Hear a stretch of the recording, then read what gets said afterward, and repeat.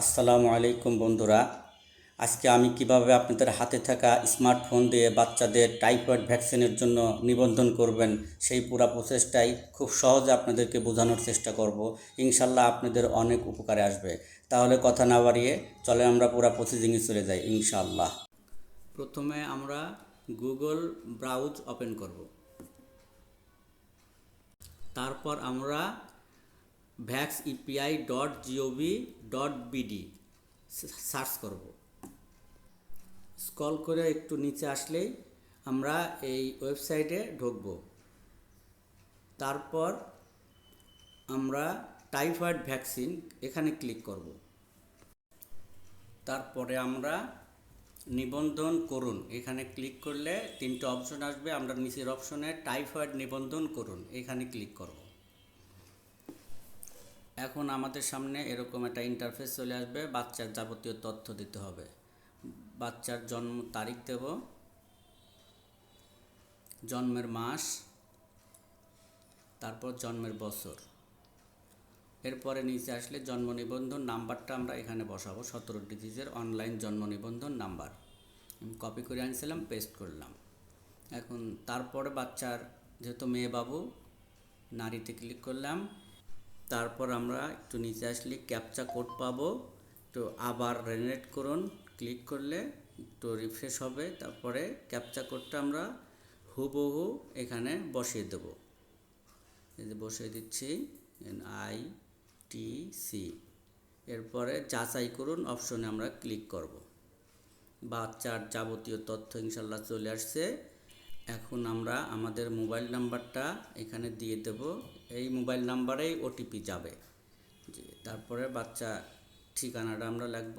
বাচ্চা ঢাকা বিভাগে আমরা ঢাকা বিভাগ সিলেক্ট করলাম। তারপর ঢাকা দক্ষিণ সিটি কর্পোরেশন আমরা সিলেক্ট করব।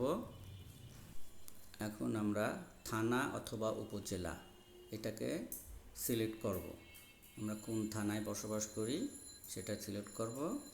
ইনশাল্লাহ আমরা ক্লিক করলে চলে আসছে। আমরা খিলগাঁও থানা, আমার ঠিকানা খিলগাঁও থানা সিলেক্ট করলাম। তারপরে জোন, সিটি কর্পোরেশনের জোন 2, ওয়ার্ড 2, তারপর পাড়া মহল্লা দিতে পারেন অপশনাল। তারপর সাবমিট করলাম।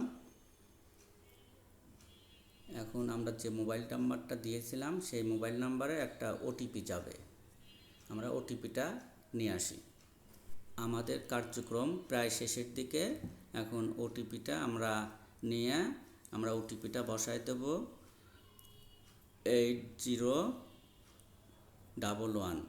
এরপর আমরা সাবমিট করে দিলাম। এখন আমার বাচ্চার সাবমিট হয়ে গেল। বাচ্চার সব তথ্য এখানে চলে আসবে। আমাদের মোটামুটি নিবন্ধন শেষ। এখন আমাদের স্কুল শিক্ষা প্রতিষ্ঠান সিলেক্ট করতে হবে। হয়ে গেল। এখন আমি বাচ্চার স্কুলের তথ্য দিতে হবে। এখন আমরা শিক্ষা প্রতিষ্ঠানের তথ্য দেওয়ার জন্য নিবন্ধন করুন অপশনে ক্লিক করব। তারপর টাইফয়েড নিবন্ধন করুন এই অপশনটায় আমরা ক্লিক করব।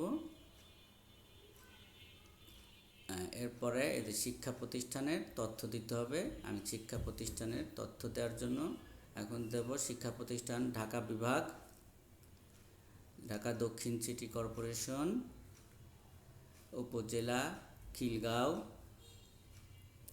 জোন 2, এখন ওয়ার্ড 2, ওয়ার্ড 2-এ ক্লিক করলাম। এখন এই ওয়ার্ডে যতগুলো শিক্ষা প্রতিষ্ঠান আছে সবগুলো তথ্য আমরা এখানে পেয়ে যাব লিস্ট আকারে। এখান থেকে আমার বাচ্চা যে শিক্ষা প্রতিষ্ঠানে পড়ালেখা করে সেই শিক্ষা প্রতিষ্ঠানটা আমরা সিলেক্ট করব। এই যে আমি খুঁজতেছি, ইনশাল্লাহ এই যে পেয়ে গেছি আমার বাচ্চার শিক্ষা প্রতিষ্ঠান আমি সিলেক্ট করলাম। এখন আমার বাচ্চা কোন শ্রেণীতে পড়ে, আমার বাচ্চা ক্লাস 1-এ পড়ে। আমি সমমানের ক্লাস 1-এ ক্লিক করলাম। এখন সাবমিট দেব। আমার সব তথ্য শেষ। এখন সাবমিট দিলেই বাচ্চা রেজিস্ট্রেশন হয়ে যাবে, সম্পূর্ণ তথ্য পূরণ হয়ে যাবে। এখন আমাদের শুধু কাজ থাকবে বাচ্চার কার্ড ডাউনলোড। এই যে বাচ্চার টিকা টাইফয়েড টিকার কার্ড ডাউনলোডের অপশন চলে আসছে। আমরা এখানে টাইফয়েড ভ্যাকসিন কার্ড ডাউনলোড অপশনটায় ক্লিক করব। আমি ক্লিক করতেছি।